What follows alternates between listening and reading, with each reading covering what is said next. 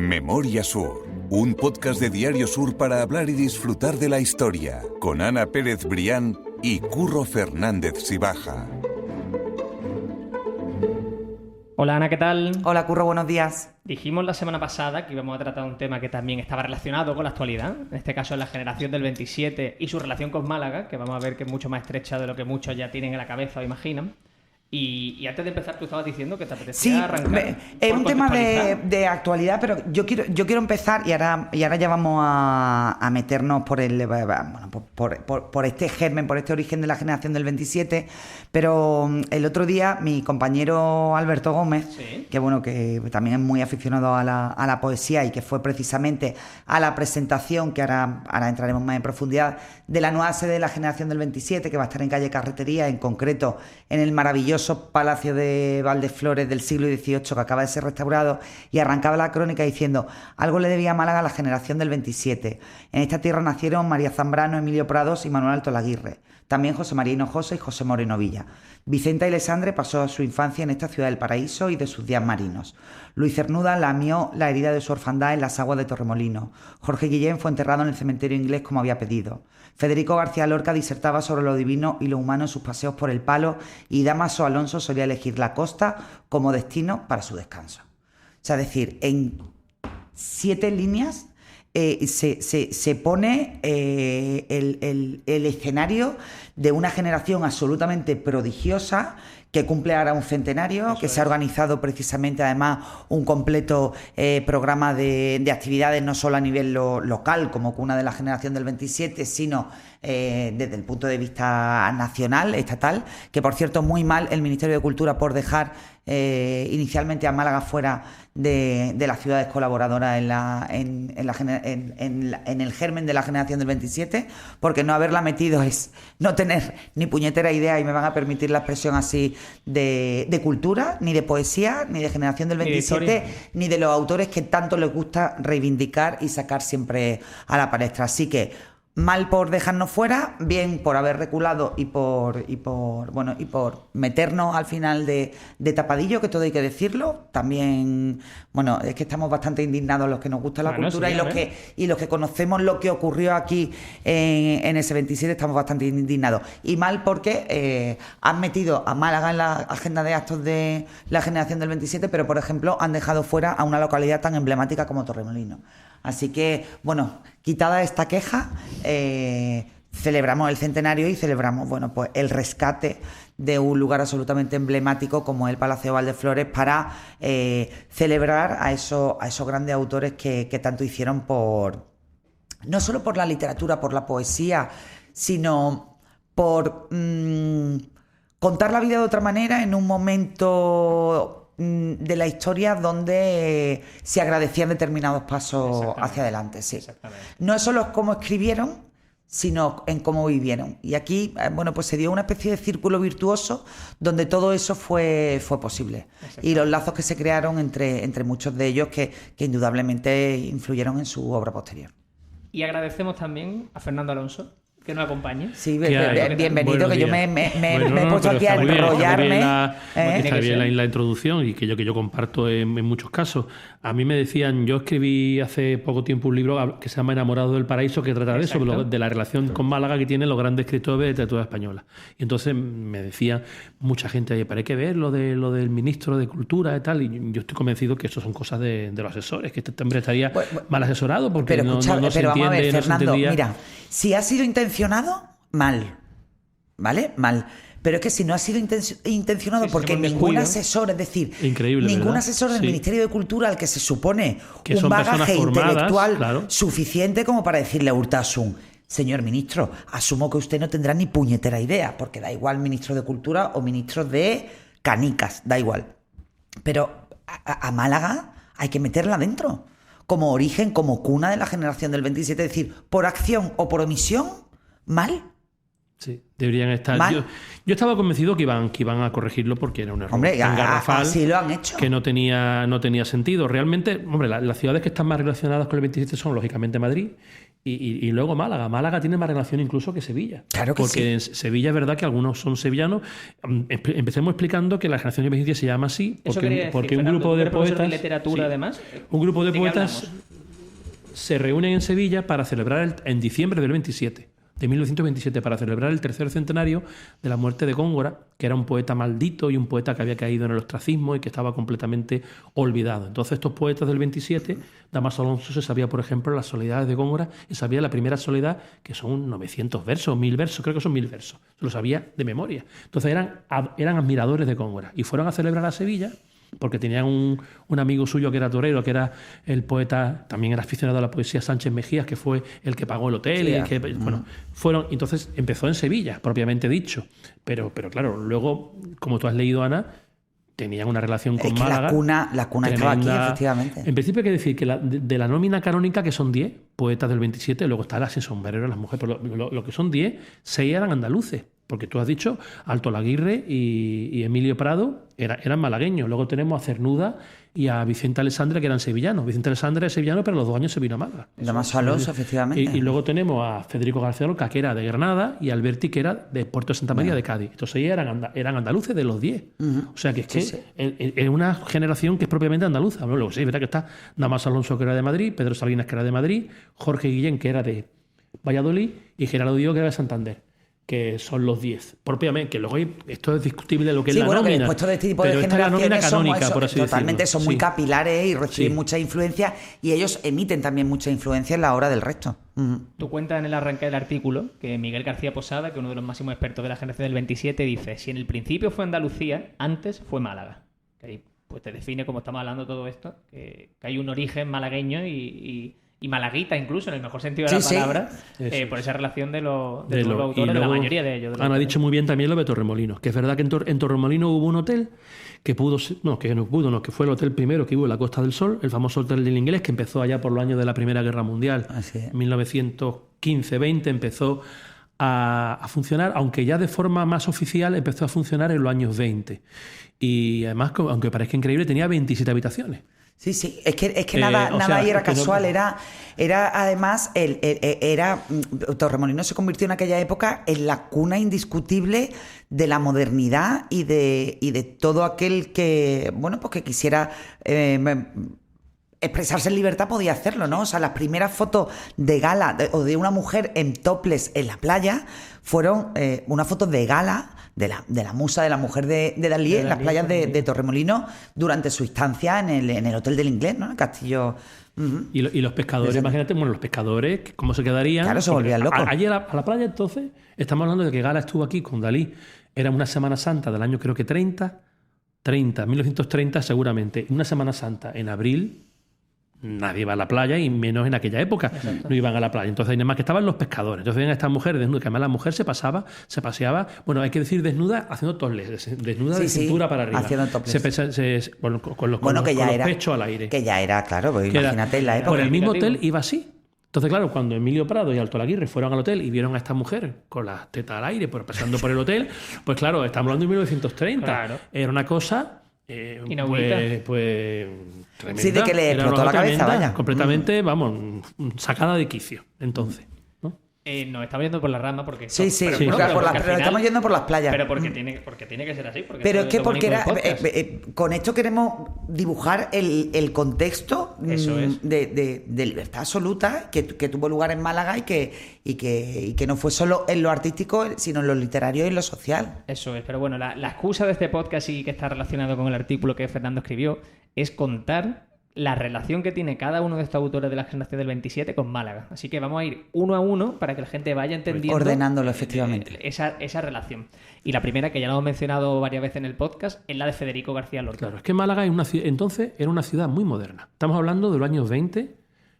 incluso los años de la Segunda República, era una ciudad muy moderna en comparación con otras ciudades del resto de España. Esto lo da quizá el puerto. El puerto pues da esa apertura, ¿no? y da esa forma de ser diferente, porque es verdad que uno va a Antequera o uno va a Ronda y cambia completamente todo. Completamente todo. Cuando uno va hacia el interior. Entonces, Lorca, que no hay que olvidar que era de Granada, A Lorca le encantaba, pero así lo cuentan sus biógrafos, se cogía un taxi en Granada cuando estaba ya harto de Granada. Claro, Granada era una ciudad entonces muy provinciana.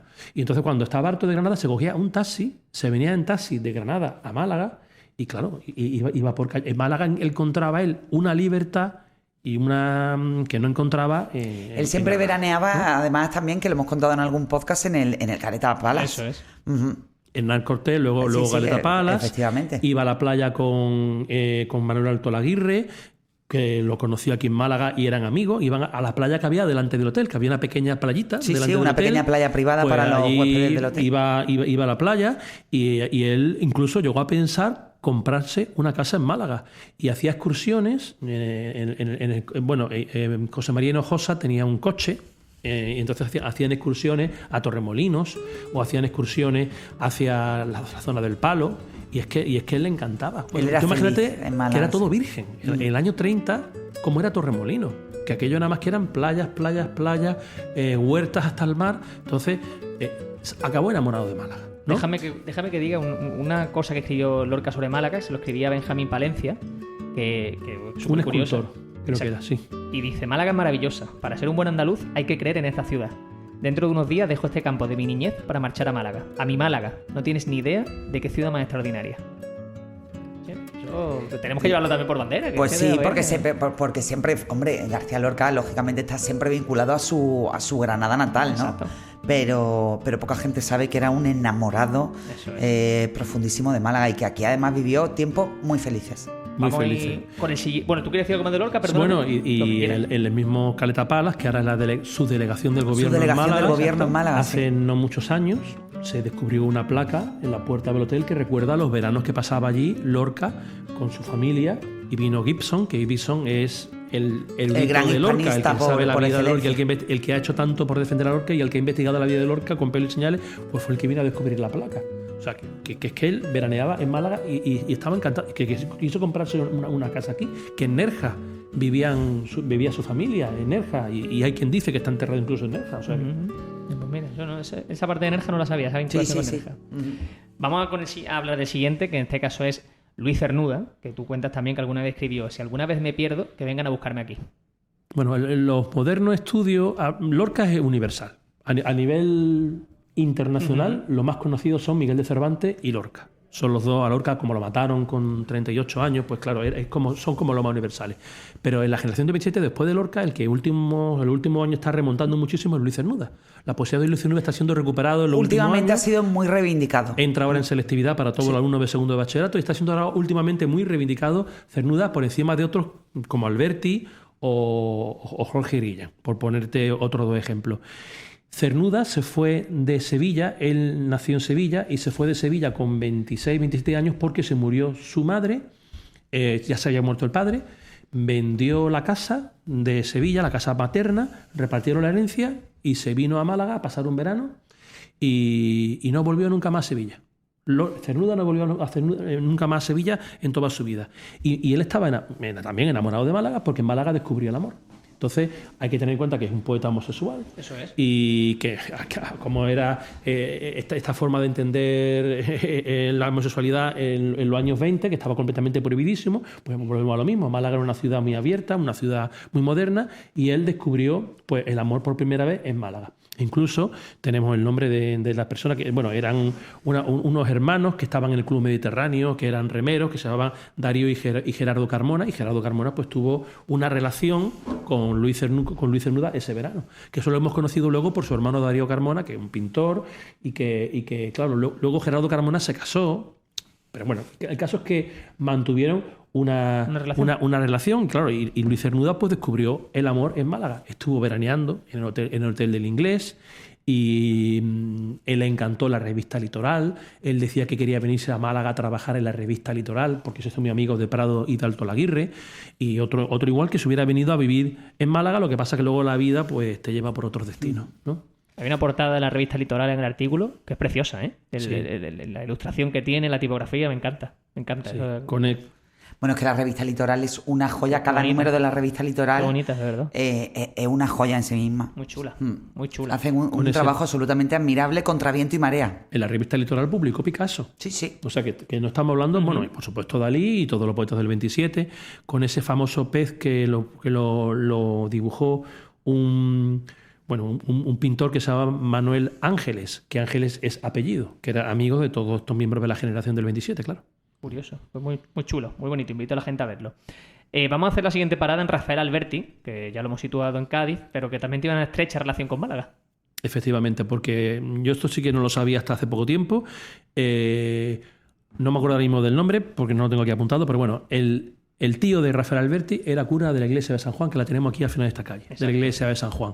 Y resulta que Alto Laguirre, como se quedó huérfano de padre, pues la madre era muy beata y le gustaba mucho ir a misa, y entonces pues era muy amigo del cura, y entonces cuando venía su sobrino, pues enviaba a los niños a jugar a la casa de Manuel Alto Laguirre. Entonces cuando luego Manuel Alto Laguirre se reencontraron otra vez luego en los años 20, ellos se reconocieron porque es que habían jugado de pequeños en la misma claro. Casa. Entonces es que por eso que hay que saber que Rafael Alberti eran el padre trabajaba en la bodega Osborne y se dedicaban precisamente a este mundo del vino, y entonces era representante, y acabó alguna vez también Rafael Alberti en Málaga, estuvo visitando, no vino a Málaga en los años 20. ¿A quién visitó? Pues a Salvador Rueda, que era la eminencia, claro, que era entonces el poeta, que era como su referencia, como fue Juan Ramón Jiménez para toda la generación, ¿no?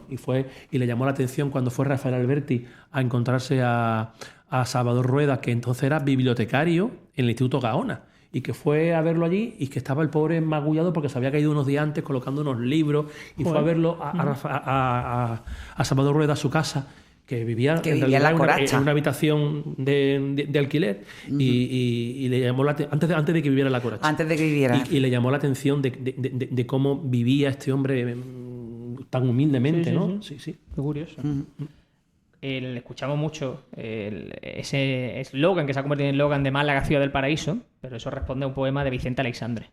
Así que eso también hablaba en este caso Vicente Aleixandre de la ciudad de Málaga. Que es el poema que está en la travesía del pintor. En la travesía del pintor Chávez Nogales, que para que la gente se haga una idea, es la travesía que sube desde la parte trasera del parque cuando atraviesas, o sea, cuando pasas por el Rectorado, antiguo Correo, y asciendes por la callecita que comunica con Calle Alcazabilla, con el arranque de Calle Alcazabilla. Bueno, pues esa travesía es la travesía Pintor Chávez Nogales, otro de nuestros grandes, y en la pared, en esa pared que separa el ascenso a Gibralfaro, bueno, pues está reproducido el poema de Pintor Nogales, Chávez Nogales el escritor, ¿no? Ay, perdón, Pintor Nogales. Pintor Nogales. Chávez Nogales el periodista, claro. Sí, el escritor, el periodista. Sí. Que recomendamos un libro también, por cierto, de Chávez Nogales, que es maravilloso. Es que estaba pensando en otra cosa, claro. Y se me ha ido el nombre de a Chávez Nogales. Bueno, pues ahí en esa pared, que además es una pared, no sé de qué material, yo creo que es algo metálico, está ahí, que por cierto lo han tenido que rehabilitar varias veces, está esculpido. Es que no se lee el bien. Poema de ciudad. No se lee bien, pero es muy... No se lee bien, pero es muy bonito. Sí. Lo que pasa que, claro, que la belleza no debe estar reñida con la facilidad a la hora de leerlo, pero bueno, ahí pues está escrito el poema, los famosos versos de Vicente Aleixandre. Que tiene relación con Málaga, como decíamos, porque vino a vivir aquí. Se vino con 2 o 3 años a vivir a Málaga. El padre trabajaba en alguno de ferrocarriles, creo que era ingeniero de ferrocarriles, y se vino a vivir a calle Córdoba, enfrente del Banco de Málaga original, allí en calle Málaga, Córdoba, se vino a vivir ahí, y él todas las mañanas, cuando tenía 6, 7, 8 años, iba a estudiar al famoso colegio de Buenaventura, que estaba en calle Granada, en la esquina con Sánchez Pastor. Y entonces, que escogía la calle Córdoba, un niño de 7, 8 años. Entonces, claro, no había peligro, porque entonces no había coches en Málaga, y porque entonces en Málaga entonces no había peligro. No había esos peligros por la calle. Entonces, un niño con 7, 8 años cogía la calle Córdoba, salía a la Alameda, iba subiendo la calle Lario, y cuando estaba en la mitad de calle Lario, pegaba en la puerta de un amigo suyo que se llamaba Emilio Prado, que el padre era el dueño, tenía una tienda de muebles en calle Lario, que es la tienda Emilio Prado nació en calle La Bolsa. Claro, entonces, y tenía la tienda en calle Lario. Y bajaba su amiguito Emilio Prado, y juntos ya salían a la Plaza de la Constitución, iban a calle Granada, y en la curva, lo que se llama la doble curva, y estaba la escuela de Buenaventura. Y en esa escuela estudió Vicente Aleixandre, que fue premio Nobel de Literatura, en 1977. Increíble. Pero también estudió Severo Ochoa en esa escuela. Dime también qué colegio tiene en su haber 2 premios Nobel. Y qué Este hombre que se llamaba, no me acuerdo el apellido, Buenaventura, no me acuerdo el apellido, enseñó a leer a 2 premios Nobel. O sea, que estamos hablando y que no hay ni siquiera una placa en la puerta que diga que aquí estudiaron 2 premios Nobel. Y esta historia tan bonita, Vicente, bueno, estos y luego se terminaron cada uno por un lado diferente, y cuando vino Vicente Alessandre a Málaga con motivo de la revista Litoral, a una vez porque había concertado una cita con Emilio Prado, al bajarse del tren reconoció a Emilio Prado. Dice: Ana, pero tú eres Emilio con el que íbamos junto al colegio. Llevábamos sin verse 20 años. ¿No? Y se habían criado juntos en el mismo colegio. Qué curioso. Los dos. Qué curioso, eso me llama la atención. Memoria Sur es un podcast de Diario Sur. Escucha un nuevo episodio cada semana en iVoox, Spotify, Apple Podcasts y consulta las referencias de este episodio en diariosur.es.